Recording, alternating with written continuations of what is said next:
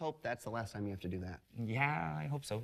What's next? Well, Alpha 3.5 isn't just new places to go and new ships to fly. There's also an extension to the missions and perils available to players throughout the Stanton system. Well, anything that adds more gameplay is an exciting proposition, so here's Luke Presley with more. The gameplay features we've been working on for the next coming releases are mostly to do with the lore system and expanding that.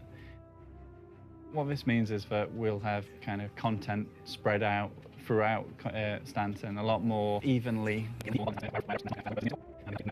Next coming releases are mostly to do with the lore system. I can see clearly now the rain is gone. I can see all obstacles in my way. Gone are the dark clouds that had me blind. So before we get started, last week I missed one little update. There was this whole Corsair thing going on and I kind of just forgot about it, which was of course the 300i, which is coming out, the new updated model, the 300i in 3.5. However, the variants will not be in 3.5.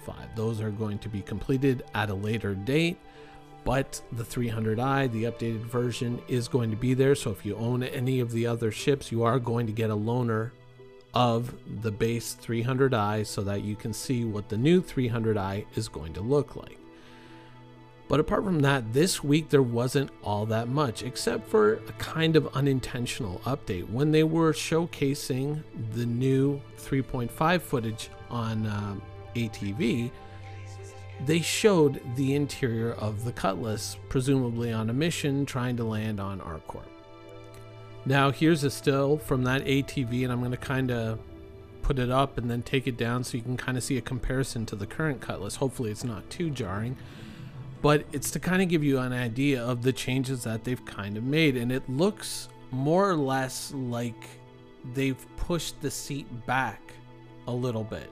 You know, they've got the pilot sitting further back in the captain's chair to give you a much more commanding view of the area. It widens things up, and I guess it better approximates the field of view that you would naturally have, though truthfully on a computer monitor you can never really fully approximate your full field of view unless you were to accept massive amounts of distortion. So to me it is kind of a step in the right direction. I do like the fact that they're trying to, you know, better utilize the kind of open cockpit that the Cutlass has, trying to make use of these obviously great design features within the ship while still kind of preserving those MFDs, though truthfully the two MFDs on either side out on the wings, you can probably knock those off because there are superfluous MFDs, including your ship status screen and your target status screen, which realistically are projected up in the helmet anyway, so you don't really need them. But apart from that, it is a nice upgrade to the Cutlass, and the Cutlass of course being kind of like the gold standard of utility ships within Star Citizen right now, and one of the ships that, you know, was often praised, even going back to the models of the ancient Cutlass way back when. Now, back in the days of the old Cutlass, and yes, for those of you who have only recently been pulled into the Star Citizen web, this is what the Cutlass looked like originally. This was the very first ship that I ever bought in Star Citizen. And even back then, it was very much praised by people for its open glass cockpit and its, you know, ceiling fan, which we still don't have back yet, by the way. But apart from that, I think overall it's an improvement. Now, there are some minor issues with the new design, and the control panel is riding a little bit high. I would say right now it's currently touching the bottom of the screen, whereas in the footage that we saw, it actually rides up significantly higher. So when I look at this, I don't think it's quite a question of panning the camera, but raising the seat potentially within the ship, raising the seat up to the point where those control panels are touching the bottom of the screen. So that kind of allows you to look kind of over and down the nose of the ship beyond the control panels and kind of over that little bar in the middle of the screen. I think that that would be a noticeable improvement over what they currently have. But the fact that they're showing once again more flexibility in looking at cockpit views, especially ships that were originally designed to have these wide open cockpit views, I think that that's a lot better. Now, of course, is it perfect? Will it ever truly be perfect? Probably not. I mean, but you know what? It's heading in the right direction. It's improving, and yeah, it's great. I mean, things could be worse. I mean, can you imagine what life is like for a freelancer pilot? I can't see!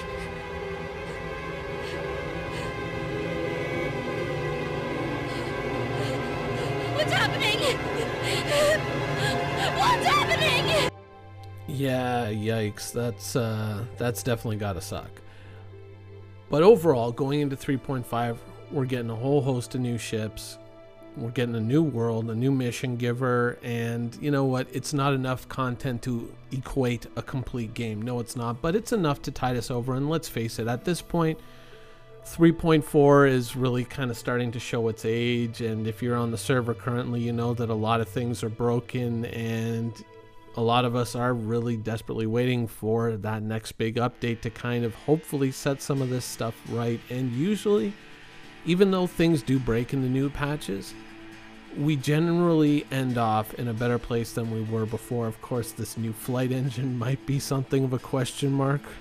We'll have to wait and see how that pans out. I'm a little bit afraid to try it, but I think I'm gonna have to bite the bullet this weekend. Anyways, that's it for today. I hope you guys enjoyed it, and thanks for watching.